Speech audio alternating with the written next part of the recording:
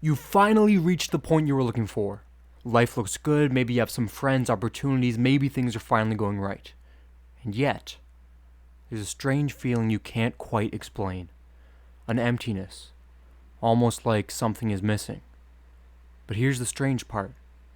The reason you feel that empty might not be because something is wrong with your life.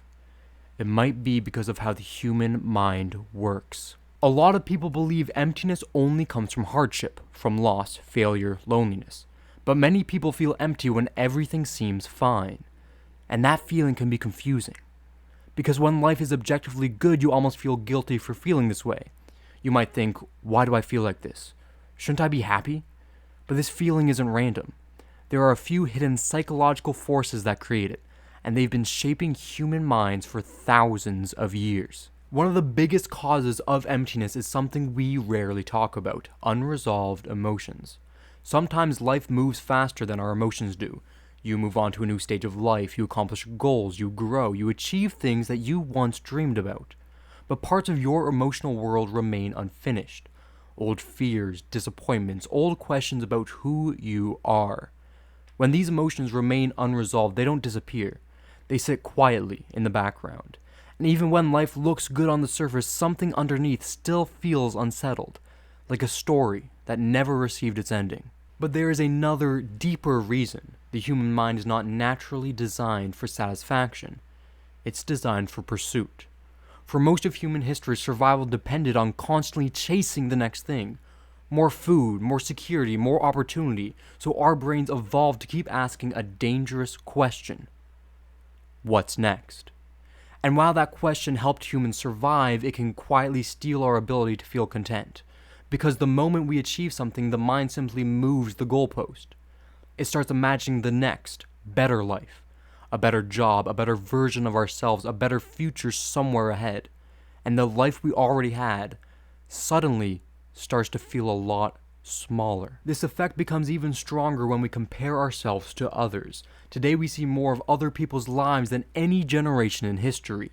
Their success, their achievements, their lifestyles. And even when our lives are going well, comparison creates a subtle illusion.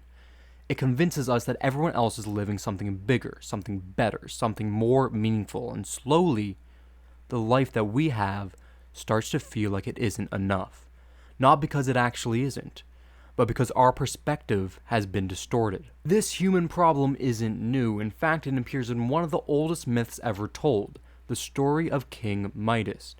Midas believed that wealth would complete his life, so when the god Dionysus offered him a wish, he asked for something extraordinary. He wished that everything he touched would turn to gold. At first it felt like the perfect life. Trees turned to gold, his palace filled with wealth, everything he touched became more valuable. But slowly this gift became a curse. Food turned to gold before he could eat it.